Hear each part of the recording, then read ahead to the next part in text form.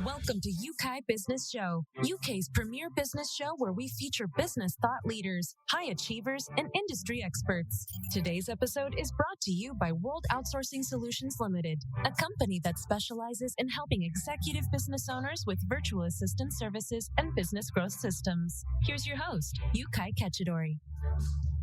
Hey Bill, welcome back to another very special episode. You are in for a treat today because remember the question you've been asking over and over and over again about sales, how and why you need to pursue a growth mindset in sales. You know, and I know that nothing is static or fixed.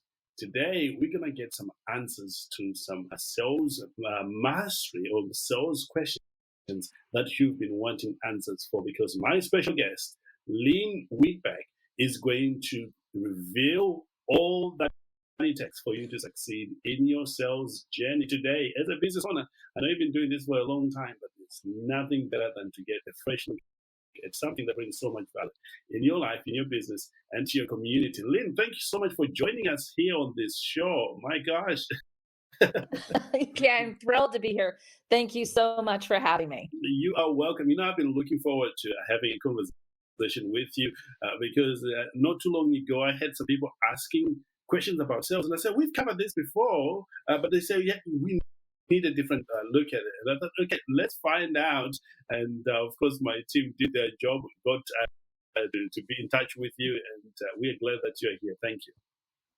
Oh, I'm thrilled to be here. You know, there's nothing better than, giving me a platform so that I can share with people how they can create a precision profit machine, regardless of the peaks and valleys of the sales chaos that they may be in at this moment. I love that because there is sales chaos. You know, now that after the pandemic, things are slightly different. And we're glad that you're here today, for sure. Oh, I'm thrilled to be here. And it is. It's sales is constantly evolving and changing, and within your organization. So everybody out there who rejects complacency, you're in the right place today. Oh, brilliant.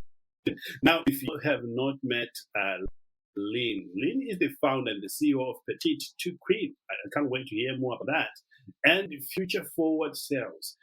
Lynn helps the world by providing sales and leadership programs to achieve more and faster. Men has called Lynn as the catalyst for businesses to turn their sales teams into revenue generating champions. How cool is that? Wouldn't you want to have a revenue generating champions in your organization? I know I do.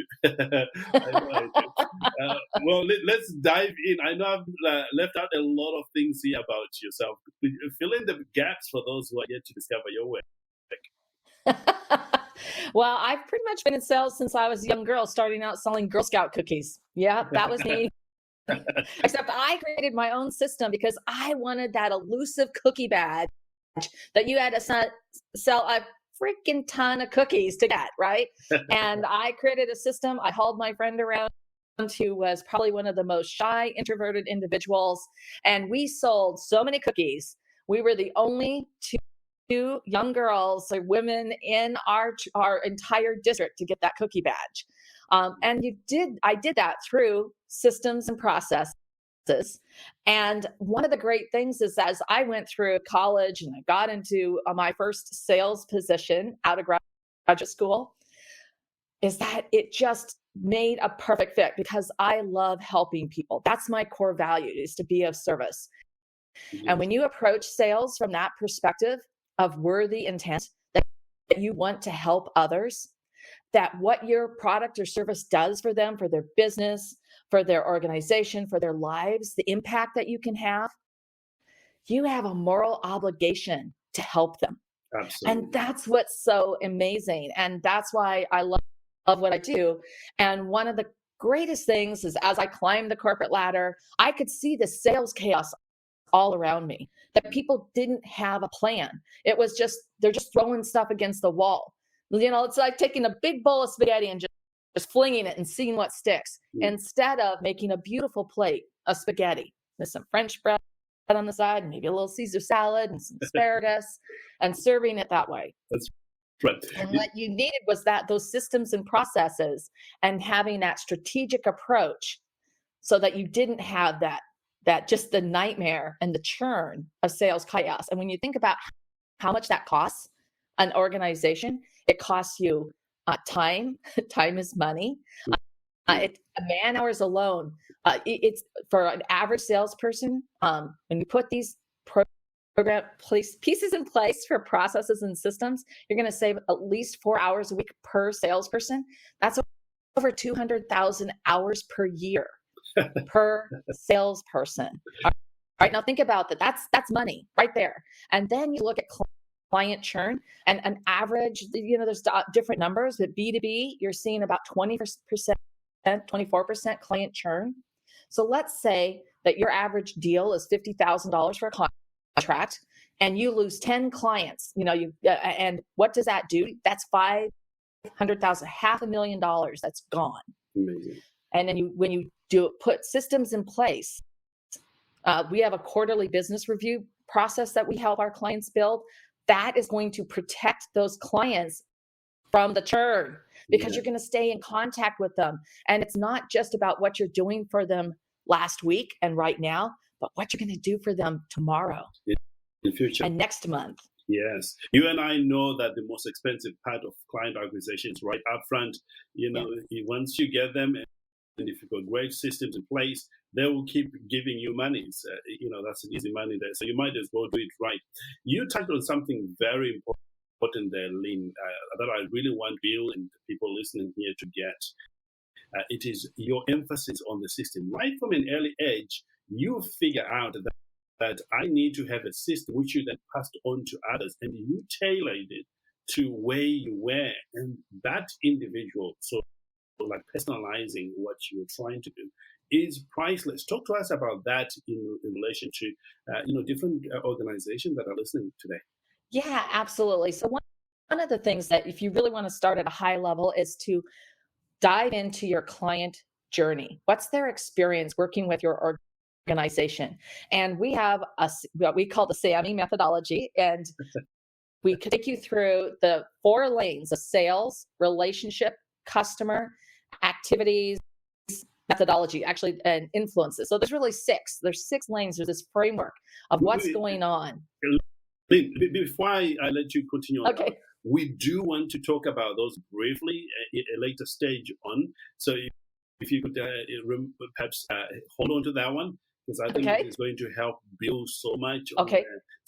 So go ahead. Oh, yeah, absolutely. So, but when you understand what's happening with your client along the journey, you can see the gaps, you can see the areas of friction, you can see the influences, and you can get that bigger picture. It's sort of like having a roadmap. You can either just get in your car and drive aimlessly, or you can figure out what's going on. And where's the next rest stop? Where can you get gas? Where can you get a meal? Where can you spend the night on your road trip, right? So you need to have that's the big strategy of understanding. And when you have that, then all of a sudden things start to fall in place. And the next part of that is understanding who and identifying your ideal client avatar. Now, people come at this a lot of different ways, but this is the key. There are 5 questions that you will have that client must answer hell yes to. And if they don't, then they need to go into a different channel, because you don't want to be investing your time and your money, your resources, if they're not a heck yes, for you. That's right. So, and you've got to, and then now it's about the client. What do they want, need, or lack? How is that going to benefit them so they can? Because every client is buying so they can.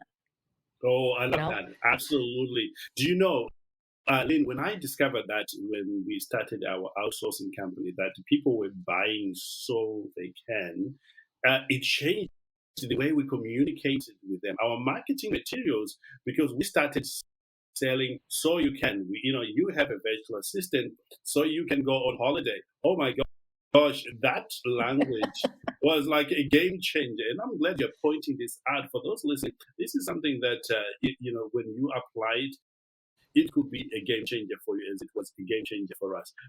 Please continue. Yeah, absolutely. Because that is the key. People buy on their emotions, Yeah. and then logic kicks in and they justify it so they can. That's what they're buying. And you really need to understand that. And under that client, why that core foundation takes you along the entire sales journey from, the lead to consultation to closing and then to implementation and delivery, right? That whole client journey, because their client why it changes along the journey. Yeah. Because they're in different stages. Right. And you need to make sure that you're communicating to and meet them where they're at right now. You have to get out of your own way and you have to put everything into the client's perspective. Mm-hmm. And that's how you can close those sales much faster. That's how you can prevent that customer churn. That's how you really identify those gaps and areas of friction that you can fix and make it easier for them to say, heck yes. That's what you want in business when they are ready. Say, take my money quick here.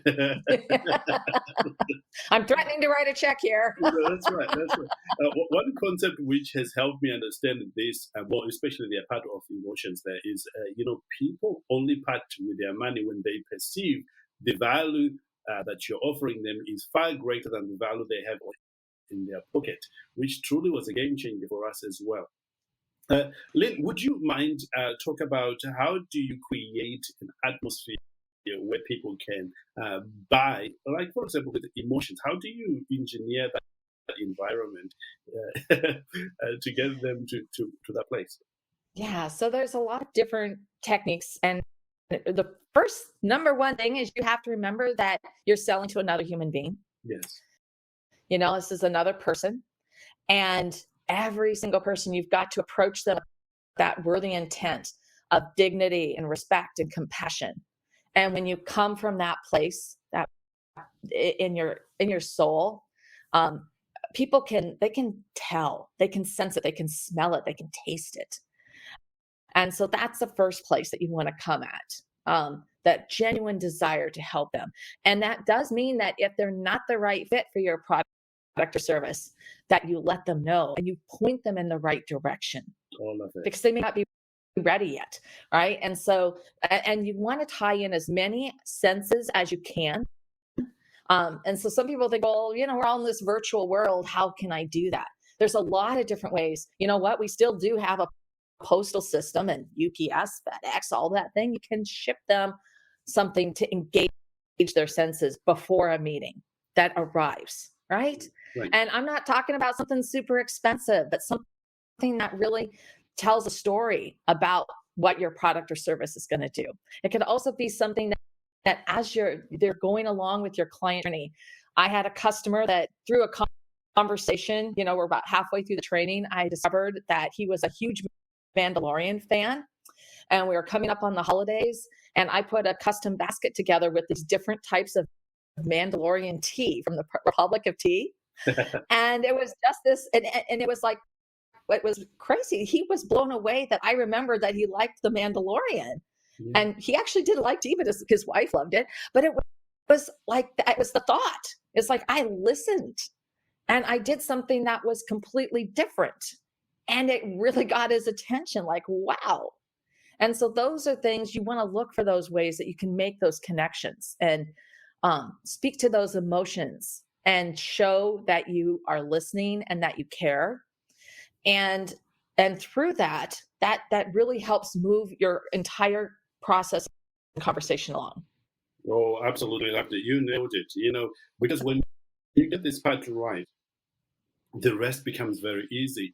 And people will trust you because people do business with people they know, like, and trust. And this part, if you do it right, you create that trust, that likability, and then everything else becomes easy, for sure.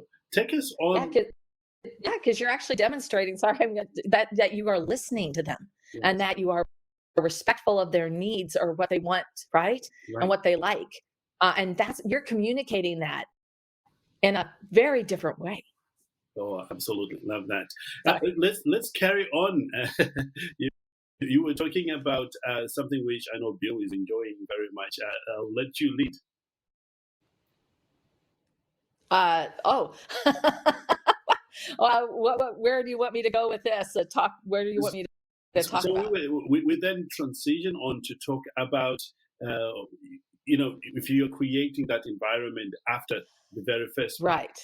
Yeah. So, when you have this foundation, then everything else in your strategic plan for sales falls into place. And that's where you're going to be putting in your processes and the systems. You're going to create templates and transparency so that everyone on the team knows what they're doing and everyone knows why, so that they can all be, as to your point, growing in the right direction, and they're all on board. And then if somebody needs to take a rest, from growing, somebody else can pick up the pace because it's there. And so this does not mean, please, please, please do not suddenly robotize everything. This isn't just some giant automation. This is where you have the plan in place, the things that you're going to need, and you have them prepared, but you can customize and configure them for the individual client. Yes. And once again, you want to create this completely frictionless process for them along their sales journey. Yeah, because and you want to simplify it, because if it is complicated, they are not going to do it. Yeah. The more think of a hierarchy, right? And the more complicated this map gets, the more likely things are going to break. So, if you think about computer coding, and maybe I'm just diverging here, but you want to have the minimum amount of decision trees so that the system is strong, because all those different little, if this happens, then it becomes just unmanageable, and it's not something that can easily and quickly be followed. Yeah, and people will give you excuses. They won't be able to implement it as much as that you want them to do. Now, you just added more sales chaos. That's right. You want to stay away from that for sure. The simpler it is, the better it is for everybody.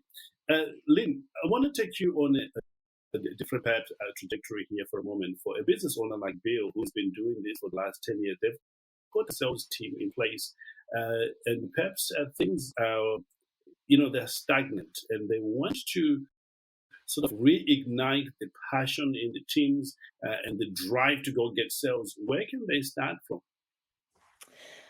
I really do feel like starting with mapping your client journey is still the number one best place. And you get everybody in the room, not just the sales team, but you're going to want to get production, operations, the people who are doing the deliveries, however that is happening, people from your marketing team, accounting, and you want to mark, because of course accounting touches your clients because they're handling the money as it comes and goes. That's right. And so you want to put this and get everybody in there. And, even if you can't do it in person, but you have a virtual whiteboard and virtual sticky notes, and you start working on what's going on, what's the client journey. And when you do that as a team, you can start to see where maybe teams aren't communicating effectively, or there's this common breakdown that you can say, okay, well, this is what we need to do to fix that. Right. And so then you start to put this in place, and it doesn't take long. Honestly, a 2-hour brainstorming session with your whole team can get, your sticky board map up there about what's happening with your client. Awesome. And then from there, you start looking at, you can break into smaller teams, like looking at sub areas of functionality and things that are happening. And when you have that in place, then you have this really clear picture of what's going on. And then the second exercise, as I said, is to really go back, Bill, and look at your ideal client avatar. So there should be 5 questions that they have to answer hell yes to. And they are different for every business. So yours will be unique. So for me, one is I work B2B. So that's my sweet spot. I work B2B, big ticket items, big sales. That's where I can provide the most value to my clients. Okay. So that's one of my hell yeses. And if they can't answer that, then then I no matter how much money they want to throw at me, it's not going to work. I'm not going to be able to serve them. Someone else who's in that space, in that niche, is going to be better service and better attuned to them, because this is my world. And I know that. So Those are the things that you need to work through. And like I said, every product or service is different. Sometimes it's like the culture. I worked with one client that it was really important that the organizations that they worked with had a culture of care of their employees, their team members, that it really mattered to them that their team members were happy, that they were in the best health possible, that their stress was minimized, that they saw the value in that because it meant that the entire organization was thriving and their production rolled so much faster, so much smoother, everything was better. And when they found those organizations that had that was one of their hell yes, because that was a really important fit for them culturally. And so whatever those 5 things are, then you have to have those answers. So another thing is that, it could be the volume. So if you are selling a big ticket item, you're not going to be able to sell a $50,000 product to an organization that isn't making any money and doesn't have any money. Maybe they would be someone later on down the road, and they can certainly be interacting with your brand through your automation, right? But they're not going to be your ideal client, that you're going to be investing your talent, your sales team talent to pursue. So those are just some of the ideas of why, your ideal client avatar. It's a different take on it because it's more than just, like putting together some demographics and then the psychographics. It's really understanding your business and then who those people are and then where they live, because that's the next thing is where are they at? Where do you find them?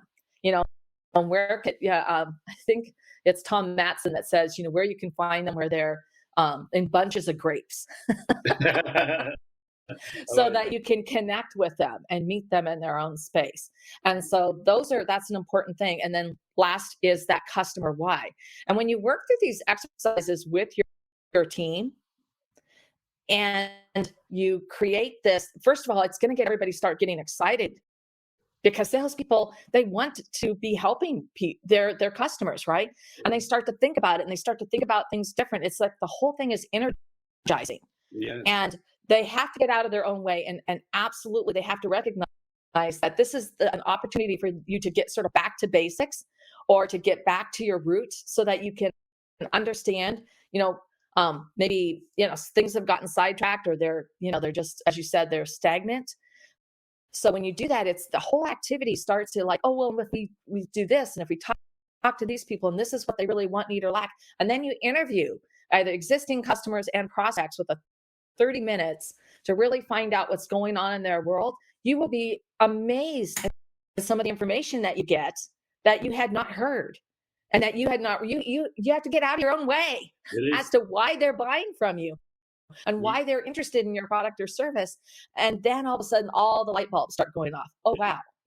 It is so true, Lynn. It's unbelievable. I remember when we did a survey of our clients, it actually opened up to, another line of service we can offer them. Because during that, we say what's working well, what's not working so well, what do you need to see in future? And that whole exercise kind of like said, oh, we can actually, we are leaving money on the table here. We can serve our clients even better. And they love that because they are now putting everything in one place and getting the maximum out of our time together. And through that exercise itself, which is amazing. Yeah, and that in itself is a streamlining operation and making things more effective and efficient when they're working with one trusted partner. Yes. I love what you said earlier on. Again, maybe I will just touch on that, having clarity on, who do you serve, like your B2B, for those people perhaps who are struggling with this, because I used to struggle with that, with my virtual assistant. What is the fastest way perhaps of identifying your ideal client in that respect?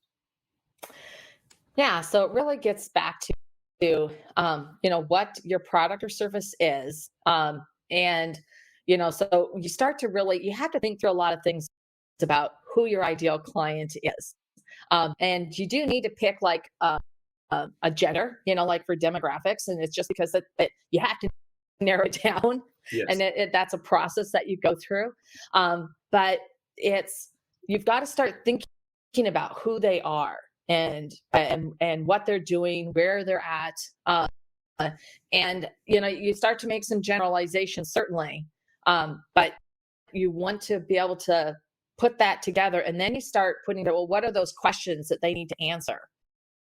And that they have to answer that yes to. And like I said, it's different for every organization, because another thing often is tied to either headcount, revenue, or, obviously the type of industry that they could be in, maybe the structure of the organization, depending on what you have. Because if you're selling to organize, big corporate organizations, you're going to have a much longer sales cycle normally because of the decision-making process there. Mm-hmm. So, really identifying these different things so that you have that put in place, so that then okay, this is where this is who we need to be talking to, because then you can frame everything else that comes along in the process, from, all the outreach, your follow-up, the cadence of everything, what's in your presentations, all the templates that you're going to want to build so that they're at your fingertips,